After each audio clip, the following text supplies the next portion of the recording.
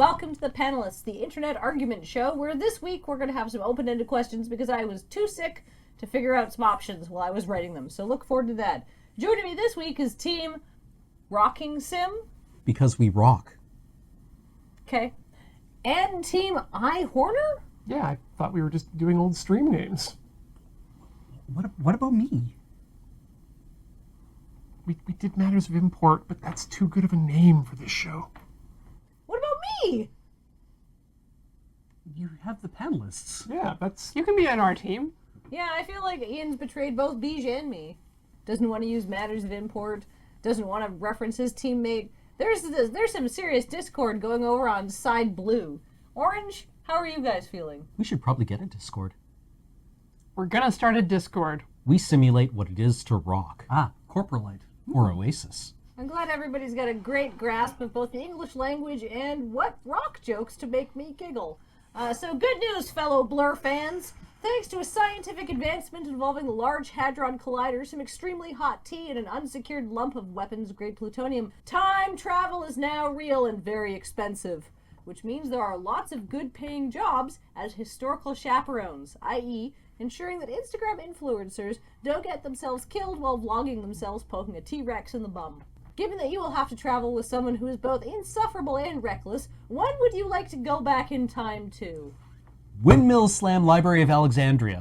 Oh, damn it! Because when it burns down, that will just be the Instagram influencer fulfilling time. How bad could it possibly be? Also, we get to meet every other time traveler who is also going back to the Library of Alexandria. Do we Bill and Ted this? I think we do, but Yeah. we could keep it reserved to one nation. Okay. I think we start by going back to the burning of the temple, and we keep Nobunaga alive. Someone needs to take down that uppity Hideyoshi. Ooh, of all the stuff I've watched that uses Nobunaga as a main character or a foil, I'm a little concerned about keeping a man like that alive longer than he was supposed to be. He is a very violent, very driven man, and he's going to unify Japan one way or another. I think maybe it was better that he bowed out when he did. But can we just borrow him and then return him? Like, we can tell him that it's like, we need you to take some pictures with this frosty-haired idiot, but when you're done, we're going to return you to not where you're going to burn to death. No. You can live quietly on your own somewhere else and take on another name. Or we take him with us all the way through history so he can set right what once was wrong. Oh, that's good too. I like that. Then I feel like we're ignoring the weird gelled up monster that's joining us on this trip. Shouldn't we not be doing something for their benefit as well? Or is it just going to be selfie after selfie? I mean, I get the feeling that they're going to be the ones burning down the temple. Okay. Hey, yeah. There are so many great fires we could visit. Oh yeah, no, everything burns eventually, especially with Instagram celebrities.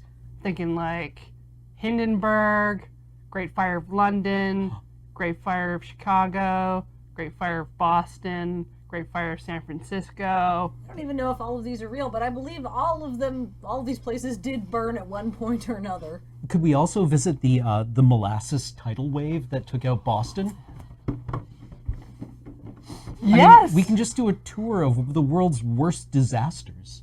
Yeah, but how many YouTubers are you going to kill? It's not my fault if they get too close to the molasses slurry. Yeah, we all wondered who that dude was who got crushed by the boulder in Pompeii. Now we'll know. Beej, the Halifax harbor explosion is one of Canada's saddest moments in history. Agreed. And the real problem there is that the telegraph was not a fast enough system to convey information. And so, unfortunately, a great number of people died. Now, do you know what they could have done if they'd had a network of ninjas to convey information faster than the telegraph could? What could they have done with a bunch of people who could clearly move faster than electrons down a wire? Well, with a amazing tactician like Nobunaga, they could have evacuated the entire town and saved countless millions of lives. We're not going to get into a problem of what happens if you went back in time and saved Hitler kind of situation, though, right? There aren't evil people living in Halifax at that time, I'm assuming. Oh, no. No, it's always good people who come from Canada. I would beg to differ based on the results of this show alone. I mean, I've heard what's come out of my own mouth while I've been in these seats. I was just going to bring up that I keep telling people that one day I'm going to finish my great one-act play about the Library of Alexandria, which is solely composed of time travelers. And Hypatia knows something's up because she's a very smart person. Bunch of time travelers show up at your day job, you know something's gonna go down. Yeah. It'd be like that episode of TNG with the guy from Honey, I Shrunk the Kids and TV's Stephen King adaptation of The Stand where he played Trash Can Man. Matt Frewer. Is that his name?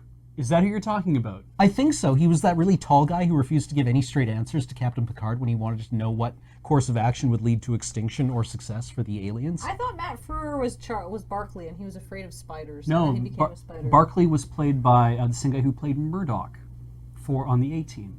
Matt Frewer, who also was the voice of the Pink Panther in the Pink Panther cartoon series, and also was Max Headroom, was the guy who stole the dude's time travel stuff. I know, right? Weird. He stole the dude's time traveling shuttlecraft and then used that to jump between time. And Oh, right, he turned out to be a charlatan. He was just he was stealing stuff and then he was going to go back and sell it. And they cornered him to the shuttle van, they found all the stuff, and they're like, oh, why is this here? it's like, wait, I have to get back on the thing. It's going to go, and it disappeared. And it's like, now you're going to be in future prison. What an uplifting episode that was. What the hell were we talking about again? Burning down a library. I thought we were talking about Canadian actors. I'm just thinking about Nobunaga in a DeLorean. He would look so cool.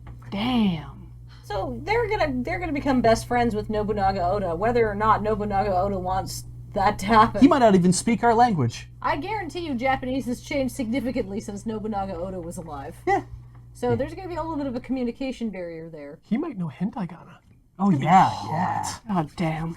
So are you going to be saving Hypatia in the Library of Alexandria, just like giving her a little heads up to maybe get out, take some books with her, or that kind of thing? Or are you going to try to prevent the fire? Or just put as many Instagrammers in there as possible and light the match? The interesting thing is we don't even know how many times the Library of Alexandria was burned because it's where they kept all the records. But, I mean, we so far have yet to find a burned and twisted iPhone in the wreckage of the Library of Alexandria, which does suggest that our Instagrammer does make it home. Or uses Android. So I think that what they're doing is actually running some sort of influencer culling service. Sounds like it. Yeah, that's meant to at the point that time travel becomes a growing concern, there's just too many people who are making money off of things that don't matter. And to kind of get rid of them is not a bad thing to be doing. What if we ran counter to that and were saving these people that they were basically dropping off in the middle of nowhere to suffer under fires and molasses? Oh, bring back influencers. Yeah. And then Hold if- them hostage? we could hold them hostage because they will bring in money for us. Or alternatively, what we could do is distribute the influencers throughout history. Oh, to actually, yeah, because we have a glut of them, and what we should really do is we should spread them out like a fine paste across the timeline. Where they're needed most. I think a lot of Instagrammers would really go for a free ride on the Titanic. Oh, absolutely. We could tell them they'd meet Leonardo. You get to fuck Kate Winslet? Yeah. In a car. FaceTime me like one of your French girls. Eat my ass like one of your French girls. Are we doing that in 1918? When did the Titanic sail again? This is what I mean by polluting the timeline, I guess. So what we've come down on is that none of you should be trusted with time whatsoever, under any circumstances. You are just trying to kill the people you are being paid handsomely to shepherd throughout time, maybe do some of your own touristing, which is very honest and very noble, actually, so 10 points. They have to pay up front. Even better, 11 points. And you two just want to be BFFs with Nobunaga Oda. Yeah. Why doesn't he just disembowel you? You said he's very violent and mean. Yeah, but Oda made Nobunaga-sama made Yeah, be polite. made all of his money off of foreign investment. Oh. And so he sees two white guys coming at him who are dressed kind of nattily and unusually, and he's going to think, these guys have money to finance my campaign of unification. Even if we don't make it readily apparent, he's going to be like, I bet they're Dutch, and they got a lot of cash. And if television has taught me anything, Nobunaga loves time travelers. Because so many of them keep going back in time to visit him. And he hasn't killed one. Not even his chef. So Nobunaga no chef and Nobunaga no points because Nobunaga was a driven, very murderous man, and he'd definitely try to kill you if you tried to use funny Dutch magic on him. I've taken this licorice and made it inedible by adding salt. So you have no points. And that's bad news. And speaking of bad news. What? After years of creating culinary abominations, Nabisco is finally giving up on the novelty Oreo game. They just don't know what they could possibly do to top such offerings as Swedish fish, wasabi, and hot chicken wing, all of which are real things that were made and sold. But as you are all employed as food scientists at Oreo HQ, it's now up to you to offer up one last weird Oreo flavor in a desperate bid to keep your jobs designing revolting cookies. So what will it be? Team, we were killed by Nobunaga Oda, but we're still here. My biggest concern about this is they've run the gamut already. Like, how dumb do we make this? Oh, I think we need to stop blue skying and look into our core competencies. And what's the first thing you think of when you think Nabisco? Pocari Sweat. Because I just watched two Steve 1989 MRE things back to back, and he was eating a K ration from the 40s, and he was also mixing Pocari Sweat in a different thing, and I've got them all conflated now from... What was your idea? When I think Nabisco, the first thing I think of is shredded wheat. Yes. Shredded wheat woven into cracker form. Beej, how would you like to try the very first Triscuit with an Oreo center? Yeah, you're right. They always change the frosting. That's horseshit. Why don't they change the cookie? Exactly. Oh my god. So a sweet Triscuit. Mm-hmm. I mean, people do like things that are sweet and salty. What gross shit do you have for us? I don't know. Do we go full hideous and just say human flavored? I was thinking meat immediately, but then Right. Kathleen said they did chicken wings already, so I'm like, I mean, they well, haven't done bologna yet. Just a slice of bologna right in there like Lunchables? human bologna. Lunchables! Okay. Okay. We just saved Western civilization. What if we steal their idea? Mm-hmm. And what if instead of 2 round Triscuits, or Ritz crackers, because I think they make those too. So instead of 2 round Ritz crackers with like frosting in between, that we just 2 round Ritz crackers that say Oreo on them that have a piece of like disappointing wet ham in between the two of them too. Yeah. Yeah. And we just rebrand Lunchables as Oreos. Yeah, like Completely. like a shitty charcuterie. Yeah, like not chocolate biscuits. Charcuterie. Chartcuterie. Oreo is charcuterie. I'm shocked they never tried mayonnaise Oreos. It's very true. Like, it's indistinguishable from the current filling. Yeah, I mean, it's appropriately hideous. If you're already going with chicken wing flavored Oreo icing, then why not just give up on life entirely and just dredge them in mayo? Or aioli. Oreo aioli. That's something I'm surprised doesn't exist. Does now? I saw a picture once that showed the true way to eat Oreos, which was to empty out the middle tray and fill it with salsa, Yeah. right? So what if the thing is that there's nothing wrong with the standard Oreo whatsoever? It's just that the provided sauce.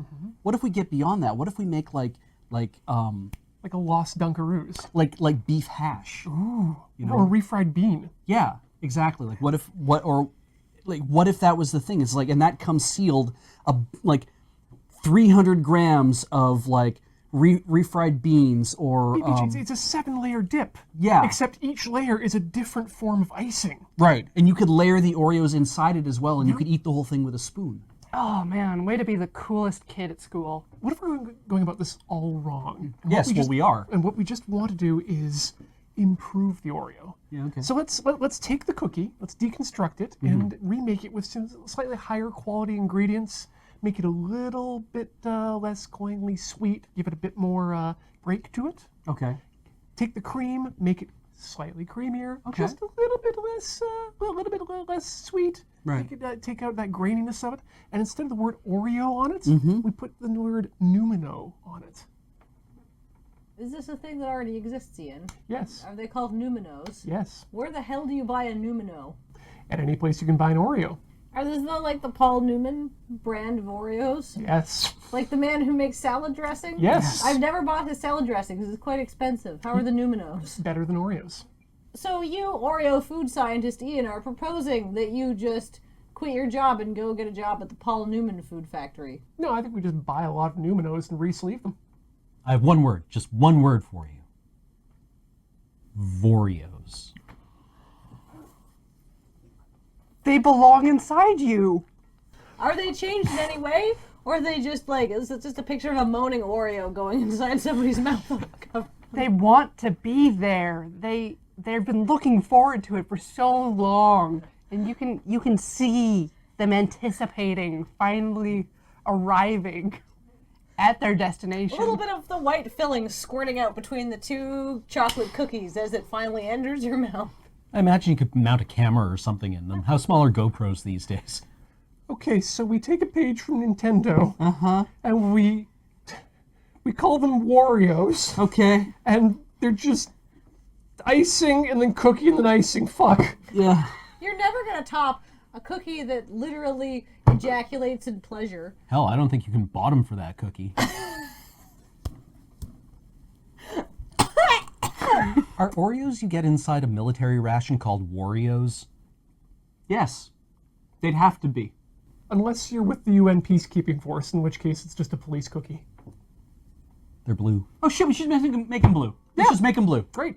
Done. Blue raspberry Oreos. We just make blue cookie, blue frosting. They're just blue. Blue envelope of chocolate. Yeah, blue Oreos. That's what they do for fucking Lucky Charms. It's just blue Oreos. We'll hire the Blue Man Group. They'll do a song about it. It'd be great. So your plan to save your jobs is food coloring. It's all we got at this point. And your plan to save your jobs is disgusting. Don't kink shame. No, go ahead. So what we've concluded here is that Cameron and Corey are too powerful and should be prohibited from playing together ever again. And that Ian and Beige need to work on their teamwork. So 15 points for Team Rocking Simulator. And 10 points for Team Let's just dip him in food coloring and then pack up our desks with some dignity. Oh, good, we're on the board. So the final score is 26-10, meaning that we should probably go home because it's quite late. So thank you very much, everybody. This has been the Panelists.